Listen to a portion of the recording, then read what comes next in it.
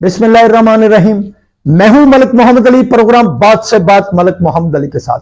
आज हम बात करते हैं कि जो कल बिलावल भुट्टो जरदारी और आसफ अली जरदारी के दो मुतजाद बयान सामने आए हैं, तो कुछ हल्के कह रहे हैं कि बाप और बेटे के दरमियान शायद कोई दूरियां हैं या कोई बड़ी दरार पड़ गई है। ऐसा हरगज नहीं है। बिलावल भुट्टो जरदारी और आसफ अली जरदारी एक पेज पर हैं और ये एक पेज पर ही होंगे। कबल अजी 2007 में जब मोहतरमा बेनजीर भुट्टो तवील जिला बतनी के बाद पाकिस्तान वापस आ रही थी, 18 अक्टूबर 2007 को जब उन्होंने कराची लैंड करना था, तो उनकी आमद से कबल सहाफियों ने कुछ उनसे सवालात किए थे कि क्योंकि जब बेनजीर भुट्टो की हुकूमत थी तो आसफ अली जरदारी के मुतल्लिक बहुत सारी कंट्रोवर्शियल बातें सामने आई थी। उन पर तरह तरह के इल्जामात थे और इन इल्जामात की रोशनी में मोहतरमा बेनजीर भुट्टो से सहाफियों ने सवाल किया था कि आप पाकिस्तान वापस जा रही हैं, अगर आप हुकूमत में आई तो आसफ अली जरदारी का मुकाम क्या होगा। तो मोहतरमा बेनजीर भुट्टो ने कहा था कि उनका सियासत से क्या काम, वो और बच्चे होंगे, सियासत तो वो कर रही हैं। अब ऐसा ही ये बयान सामने आया कि बिलावल भुट्टो जरदारी ने कहा कि घर में उनके मामलात और हैं, लेकिन वो अपनी सेंट्रल एग्जीक्यूटिव कमेटी के होने वाले इजलास में जो फैसले हुए हैं ये उनका पाबंदी करेंगे और वो उनके पाबंद हैं। बारकायद ये दोनों बाप बेटे का मामला है। आसफ अली जरदारी बहुत ही जीरक सियासतदान है, बहुत ही बारीक बीनी से सोचते हैं और इमरान खान की हुकूमत गिराने में, अदम एतमाद लाने में बुनियादी किरदार आसफ अली जरदारी की था, जिन्होंने नून लीग को भी बनाया, मौलाना फजलुर रहमान को भी बनाया और दीगर जो जमातें थी उनको एक पेज पर लाकर इमरान खान के खिलाफ तहरीक अदम एतमाद को कामयाब कराया। ये सेरा भी इस इत्तेहाद का आसफ अली जरदारी के पास था। अब भी ऐसा कुछ नहीं है, बाप बेटे के दरमियान कुछ नहीं है, लेकिन यह बात जरूर है कि आसफ अली जरदारी का वो बयान जो आखिरी दिनों में उन्होंने कौमी असम्बली में खिताब करते हुए कहा था कि हमारे बड़े ऐसी सियासत करें, ऐसा बोल बोलें कि मेरी और मरियम नवाज शरीफ की सियासत में मुस्तकबिल में कोई रुकावटें खड़ी ना हो या हमें वो मामला भुगतने ना पड़े। ये ऑन रिकॉर्ड बात है, कौमी असम्बली के प्लेटफॉर्म पर बिलावल भुट्टो जरदारी ने कही थी।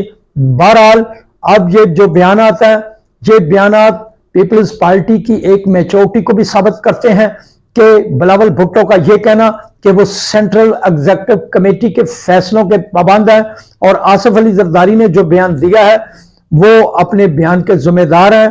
घर में वो वालिद हैं, बरकैफ वो सेंट्रल एग्जीक्यूटिव कमेटी के फैसले की ही तायद करेंगे और उसे ही तस्लीम करेंगे। आगे सेंट्रल कमेटी का जो इजलास होगा, ये सेंट्रल एग्जीक्यूटिव कमेटी की जिम्मेदारी होगी कि वो उसमें क्या फैसले करते हैं।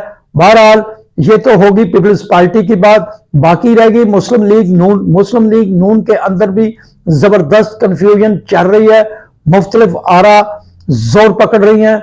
आसफ ख्वाजा का यह बयान कि शहबाज शरीफ और इसहाक डार को लंदन से फौरी वापस आ जाना चाहिए, यह भी बड़ा अलार्मिंग एक कैफियत है मुस्लिम लीग नून के अंदर की। नवाज शरीफ बाद में आ जाएंगे। बहरहाल शहबाज शरीफ भी बाहर चले गए, इसहाक डार भी बाहर चले गए और मुस्लिम लीग नून के लिए ये फैसले कोई बेहतर नजर नहीं आ रहे। मुस्लिम लीग नून ने अगर पाकिस्तान के अंदर सियासत करनी है तो उन्हें मैदान में रहना पड़ेगा। मैदान में कुछ अरसा से मरियम नवाज शरीफ ही नजर आ रही हैं। मरियम नवाज शरीफ ने बड़े बड़े कन्वेंशन किए, बड़े बड़े जलसे किए। शहबाज शरीफ तो हुकूमतदारी में लगे रहे, हुकूमत करते रहे, इत्तेहादियों के साथ चलते रहे, लेकिन जो मैदान था वो मरियम नवाज शरीफ के पास था। अब भी जो मुस्लिम लीग नून के अंदर कंफ्यूजन मौजूद है वो ये जाहिर नहीं हो रही, लेकिन मुस्लिम लीग नून के अंदर ये चीजें मौजूद हैं। दूसरा, ये भी बात ज़राअत ने कंफर्म की है कि मियां मोहम्मद नवाज शरीफ पाकिस्तान वापसी से पहले ऐसे ऐसे नाराज लोगों को मनाने के लिए राब्तों में मसरूफ हैं, जो एक वक्त में मुस्लिम लीग नून का बहुत बड़ा हिस्सा थे, मुस्लिम लीग नून के लिए कुर्बानियां देते थे, मगर ऐन मौके पर जब 2018 के इलेक्शन आए तो बाज को टिकटों के असूल पर नजरअंदाज कर दिया गया और बाज की कुछ ऐसी नाराजगियां बनी जो कि मुस्लिम लीग नून को या जो मकामी क़यादत इधर मौजूद थी नहीं करनी चाहिए थी। मियां मोहम्मद नवाज शरीफ जो एक एक कारकुन को जानते हैं, एक एक वर्कर को जानते हैं, मियां नवाज शरीफ में यह सलाहियत है कि वह पाकिस्तान के तमाम इजला में मौजूद और बड़े इलाकों में मौजूद ना सिर्फ उनके रहनुमाओं को बाई नेम जानते हैं, हत्ता कि वो कारकुनान को भी उनकी शक्लों से और नामों से बखूबी जानते हैं। मियां नवाज शरीफ ने बड़े गौर के बाद यह फैसला किया है कि ऐसे साथी जो मुस्लिम लीग से किसी ना किसी तरह अलग हो गए उनको मुस्लिम लीग का दोबारा हिस्सा बनाया जाए ताकि इलेक्शन जीता जा सके। ये तो हाल था पीपल्स पार्टी और मुस्लिम लीग नून का, लेकिन चुपके चुपके तहरीक इंसाफ ने गिलगित बल्तिस्तान में फिर कामयाबी हासिल कर ली। उसका उम्मीदवार खुर्शीद खान जीत गया और दूसरे नंबर पर मुस्लिम लीग नून का कैंडिडेट था। मैंने पहले भी कहा था कि ये मुस्लिम लीग नून और पीपल्स पार्टी के लिए अलार्मिंग है कि अगर तहरीक इंसाफ इलेक्शन में मौजूद रही तो तहरीक इंसाफ से जीतना बहुत मुश्किल होगा। तहरीक इंसाफ से अगर ये जीतेंगे भी तो तहरीक इंसाफ बहुत टफ टाइम देगी। बहरहाल ये सियासत है, सियासत में कुछ भी हो सकता है, लेकिन एक बात, मुस्लिम लीग नून हो, तहरीक इंसाफ हो, पीपल्स पार्टी हो, जमात इस्लामी हो, मौलाना फजल रहमान की जमात हो, एमक्यूएम हो, बाप पार्टी हो, एएनपी हो, या जितनी भी पाकिस्तान की दिगर सियासी जमातें हैं, उनको अब यह बात तय करना होगी कि पाकिस्तान सबसे पहले है, पाकिस्तान की सलामियत सबसे पहले है, पाकिस्तान है तो हम है।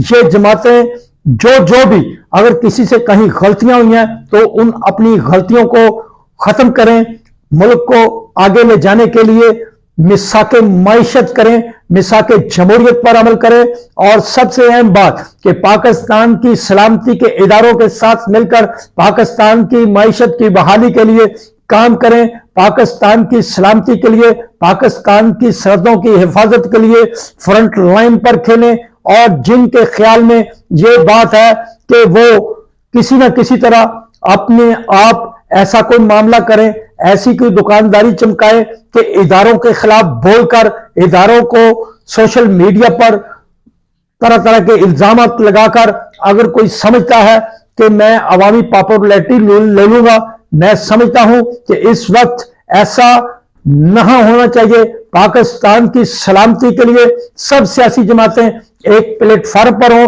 और सलामती इदारे के साथ खड़ी हों। सलाम पाकिस्तान, सलाम ओवरसीज, अल्लाह हाफिज।